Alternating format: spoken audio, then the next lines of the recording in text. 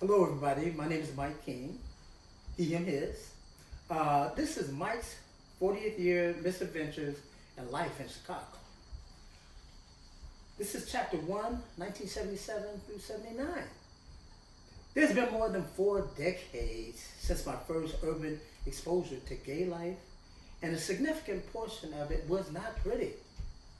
Now, I somehow am settled, even somewhat retired in Chicago Uptown, and recognize that I have survived the asphalt jungle and had a reasonably successful career. In between these 40 years, not only have I lost many friends, neighbors, colleagues, who I have been acquainted with and learned to love. I even lost my great lifetime friend Isaiah last year in 2019, who brought me here to Chicago in '77. The glitz, glamour, and ostentation of the Bistro Disco Club and bar at Dearborn and Hubbard was an outrageous and awesome experience for me when I first arrived in Chicago in November of 1977. Thanksgiving and the holiday season was rapidly approaching, and the near north side of Chicago loop was obviously, from my perspective, in full bloom. Festive decor for executing my first outing at what some considered as one of the most fabulous discos on the LGBTQ scene during that era of time. The adrenaline and hype, along with the anticipation of meeting someone interesting, was invigorating. However, I was a bit afraid, but still willing and ready to take a chance, ask someone to dance, and see if I could cause and stimulate some handsome man into taking my hand for a fun and exciting excursion. If any of the patrons of the bistro were watching me as I entered the club, culture shock was probably obvious in my eyes. I saw a bearded lady dancing high on the stage that hovered over the front of the bar in a cage-like contraption. I was indeed astonished that no one was gawking in the same manner that I evidently was acknowledging this dancing situation. Nonetheless, most of the patrons seemed to be flowing toward the left entrance of the huge dance floor that was jam-packed with dancers jacking while individual dancing, furiously jamming to the pounding of Do the Hustle. It seems as if certain groups of folks knew each other, and I was the only one who totally was alone. But after a couple of beers, I had grown accustomed to the atmosphere and gathered enough courage to ask someone, Billy, to dance. Billy Bedell was just what I needed at that particular time. We had a great time. Even so, it was still much harder to garner conversation and to meet someone specifically compatible with my laid-back personality. So, I settled for my newfound potential friend and decided to leave the bistro with Billy, a 5'8", dark-haired, tan, hot to trot Native American who had a beautifully display of an ivory smile. He just recently arrived from Buffalo, New York, the year before in '76. So he was relatively a newbie, just like me. So we eventually took off from the bistro and started cruising around Clark, Dearborn, Hubbard, Grand, and the near north vicinity to see what other bars and clubs were around the area. The new flight was our next stop. Culture shock of another magnitude exposed itself.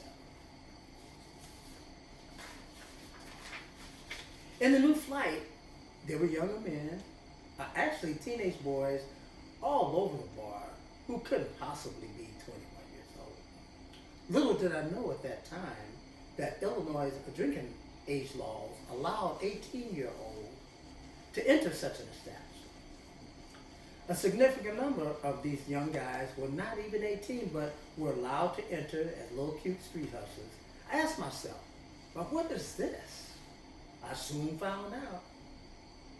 Billy and I wandered those streets during that particular November weekend, came upon a few curious places to check out, and ended up in a place called O'Banion's near Clark and Grand Street. O'Banion's was like a Star Wars bar. Trans, drag queen, leather guy pimps, hustlers, some of all the street people want to see. I was advised to be careful to watch myself. I was especially advised to stay away from those drag queens because supposedly they had razors in their wig. But I really didn't believe or understand that. It seemed like an urban myth to me, especially after seeing how much fun and entertaining they were at the Baton, which was located in the same area of Clark Street. I did not know it at the time, but I should have been more concerned about the danger of predators like John Wayne Gacy, who was slithering around the near North Side Loop area during that time in 1977.